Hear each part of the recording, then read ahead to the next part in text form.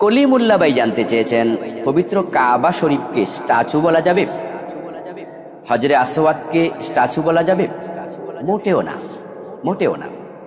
আমরা দেখেছি গত এক দুই দিন আগে একজন আলেম এটা কথা বলেছেন, দেখতে আলেমের মতো, তিনি কাবা শরীফকে অলরেডি মূর্তি বলেছেন, স্ট্যাচু বলেছেন। যদি মোকাবেলা করতে হয় সত্যিকারের ইসলামকে, এটা আমাদের কাবা শরীফ যেটা বাইতুল্লাহ শরীফ, সেটাও কিন্তু একটা স্ট্যাচু। আমরা সেখানে শ্রদ্ধা নিবেদন করি, তারপরে শয়তানকে যে আমরা পাথর নিক্ষেপ করি, সেখানে কিন্তু শয়তান থাকে না, আমরা সেখানে আমরা ঘৃণা প্রদর্শন করি। তো আসলে বিষয় কিন্তু এখানে ধর্মটা বিষয় না, ধর্মকে হাতিয়ার হিসেবে রাজনৈতিক স্বার্থে ব্যবহার করে ৭১-এ তারা গণহত্যা করেছে, অগ্নিসংযোগ করেছে, লুণ্ঠন করেছে, ধর্ষণ করেছে। আপনি বলছেন যে এই সকল বিষয় থেকে আমাদের মুক্তি পেতে হলে মাওলানা জিয়াউল হাসান, আপনি বলছেন যে বাইতুল্লাহ শরীফ, যে কাবা শরীফকে আপনি ভাস্কর্য বলছেন, আপনি বলছেন এর আগে আপনার আমাদের বিমানবন্দরের সামনে আপনার সেখানেও তারা, তারপরে বাইতুল্লাহ শরীফ কাবা শরীফ তো একটি ঘর, আপনি ঘর থেকে আপনার ফেনীতে শহীদ মিনার, আমার প্রশ্নটি আপনার কাছে, আপনি বলছেন যে বাইতুল্লাহ শরীফ বা কাবা শরীফ হলো একটি ভাস্কর্য, কিন্তু এটা তো একটি ঘর, আপনি এটাকে কেন ভাস্কর্য বলছেন? আপনি বলছেন যে বাইতুল্লাহ শরীফ বা কাবা শরীফ একটি স্ট্যাচু, একটি ভাস্কর্য, এটি তো একটি ঘর। এখানে কি হয়, হাজরে আসওয়াদটা কি? এই যে হাজরুল আসাদে আমরা চুমো খাই, আমি 14 সালে হজে গিয়েছি।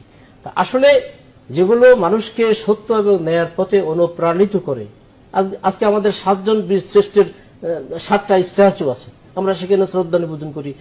সাভারের জাতীয় স্মৃতিসৌধে আমরা সেখানে শ্রদ্ধা নিবেদন করি। আজকে স্ট্যাচু আর মূর্তি একই জিনিস, যেটা আমেরিকাতে আছে স্ট্যাচু অফ লিবার্টি, যে সেখানে বিশাল এক মূর্তি আপনারা দেখেছেন, আমি নিজেও সেখানে গিয়েছি, সাগরের মাঝখানে সেটা বিশাল এক মূর্তি। তাহলে স্ট্যাচু মানে মূর্তি।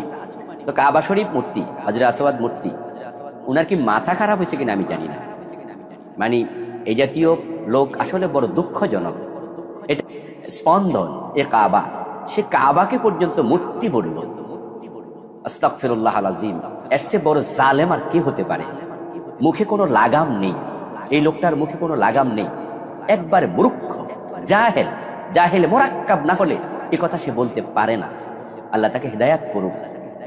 এটা ধর্মের অবমাননা, সরাসরি আমাদের হৃদয়ে আঘাত করার মতো শব্দ সে বলেছে। আস্তাগফিরুল্লাহ আল আযীম।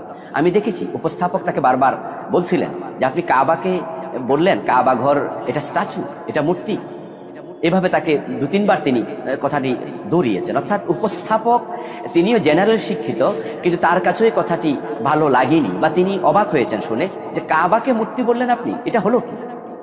দুঃখজনক কথা। তাকে তাওবা করতে হবে, যে এই কথা বলেছে ওই জাহেলকে তাওবা করা উচিত। আল্লাহ তাকে হেদায়েত দান করুক, দোয়া করুন। হজরে আসওয়াদ মূর্তি, আস্তাগফিরুল্লাহ, এটা পাথর, জান্নাতি পাথর। ইব্রাহিম আলাইহিস সালাম কাবা বানিয়েছেন। আচ্ছা, ঘর কখনো স্ট্যাচু হয়, মূর্তি হয়? মানে মাথা কি ঠিক নাই নাকি লোকটা? দালালি করতে করতে হুঁশ হারিয়ে ফেলেছে। আস্তাগফিরুল্লাহ আল আযীম। আল্লাহর কাছে আমরা ক্ষমা চাই, আশ্রয় চাই এই জাতীয় নাদান থেকে, জাহেল থেকে। সাখাওয়াত ভাই জানতে চেয়েছেন, মূর্তির জন্য মুসলিম দর্জি কি কাপড় সেলাই করে দিতে পারবে? আমি বলবো যে মূর্তির জন্য বানাচ্ছে এটা যদি সে জানে, তাহলে একজন মুসলমান এটা করবে না। কারণ খারাপ কাজ করা যেমন না জায়েজ, সহযোগিতাও না জায়েজ। তো মূর্তি পূজা এটা শিরক, এর চেয়ে বড় জুলুম আর হতে পারে না। সুতরাং এটা করা যাবে না, এটার কোনো বিষয় সহযোগিতা করাও যাবে না। ওয়ালা তাআওয়ানু আলাল ইসমি ওয়াল উদওয়ান, আল্লাহ তাআলা বলছেন তোমরা গুনার কাজে, সীমালঙ্ঘনের কাজে কোনো রকম সহযোগিতা করো না। তো মূর্তির কাপড় বানিয়ে দেয়, এটা একটা সহযোগিতা। এই জন্য আমি বলবো যে ওই টেইলার বলবেন যে সরি, এটা আমি করবো না, এটা আপনি অন্য কোনো টেইলারকে দিয়ে করাই দেন। সাখাওয়াত ভাই জানতে চেয়েছেন, বলেছি আরেকটি প্রশ্ন, মূর্তির নাম নিয়ে যদি কোনো হিন্দু মিষ্টি বানায়, সে মিষ্টি খাওয়া যাবে?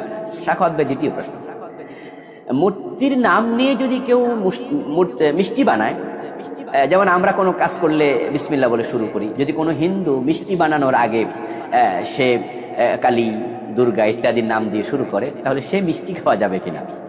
যাবে, তবে না খাওয়া ভালো। যাবে, কেন যাবে?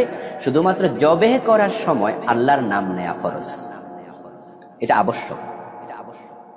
এছাড়া অন্য কাজে আল্লাহর নাম নেয়া কিন্তু ফরজ না। যেমন আমি ভাত খাচ্ছি, আমি যদি বিসমিল্লাহ বলি উত্তম, না বললে কিন্তু গুনাহ হবে না। আমি কোনো কাজ শুরু করলাম, আপনি শুরু করলেন, আল্লাহর নাম নিয়ে শুরু করবেন, এটা উত্তম। কিন্তু যদি আপনি গাড়িতে উঠছেন বিসমিল্লাহ পড়েনি, গুনাহগার হবেন না। তো ঠিক জবে করার সময় যদি বিসমিল্লাহ না বলেন তাহলে কিন্তু আপনার জবে করা প্রাণী খাওয়া যাবে না, ইচ্ছা করে যদি আপনি পরিত্যাগ করেন। তো এখন মিষ্টি বানানো এটা তো জবে করা নয়।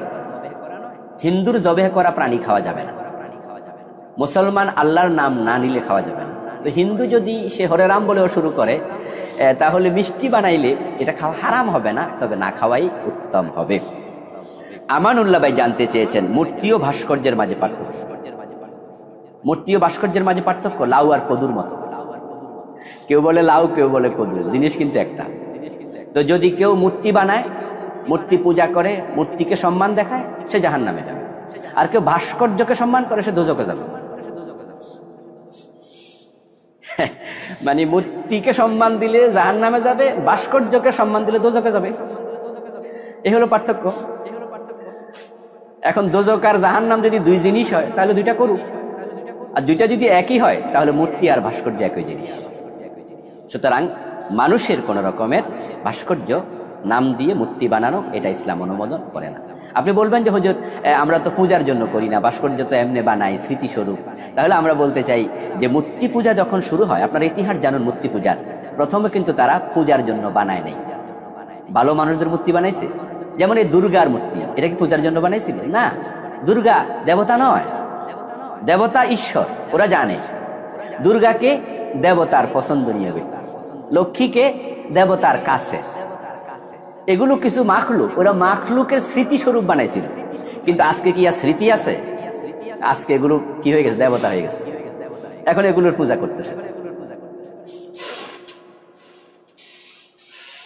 এখন এগুলোর পূজা করতেছে। তো ঠিক আজকে যে ভাস্কর্য বানানো হচ্ছে এগুলো একই।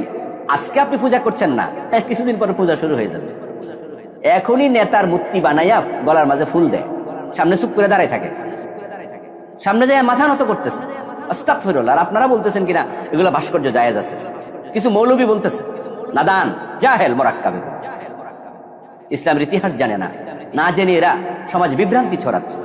আরে ভাই, অপরাধকে অপরাধ জেনে যদি কেউ করে এটা একটা, আরেকটা হলো সে অপরাধী মনে করে না, এটা তো জঘন্য। যে চোর চুরি করে, সুদখোর সুদ খায়, সে জানে এটা খারাপ, তাই সে মনে মনে বলে আল্লাহ আমার মাফ করে দাও, আমি আসলে অভাবের তাড়নায় চুরি করছি, আমি সুদ খাইছি লোভের তাড়নায় পড়ে, তাহলেও তো মাপ পাইতেও পারে। কিন্তু সে যদি কয় যে সুদ খাইলে অসুবিধা নাই, চুরি করলে অসুবিধা নাই, সে কোনোদিন মাপও তো চাইব না, জঘন্য। তো যারা আজকে ভাস্কর্য বানাচ্ছে ওরা জেনারেল লোক, ওরা মনে করতেছে জিয়াউর রহমানের ভাস্কর্য বানাইছি অসুবিধা নেই, বঙ্গবন্ধুর বানাইছি অসুবিধা নেই, এরশাদের পার্টির লোকেরা বলবে এরশাদের বানাইছি অসুবিধা নেই। কিন্তু তারা জানে না আমরা আলেমদের দায়িত্ব তাদেরকে জানাইয়া দেয়া যে না এগুলো জায়েজ নাই। যদি ওরা জানে যে এটা জায়েজ নাই তাহলে ওরা কি করবে? আল্লাহর কাছে ক্ষমা চাইবে যে আমাদের ভুল হয়েছে, আল্লাহ মাফ করে দাও, তাহলে ক্ষমা পাইতেও পারে। কিন্তু টেলিভিশনে এসে একদল মৌলবী বলতেছে অসুবিধা নেই, ভাস্কর্য আর মূর্তি নাকি দুই জিনিস। বলে কি? আস্তাগফিরুল্লাহ। Statue of liberty, statue of liberty আমেরিকাতে, এটা মূর্তি, সানাম।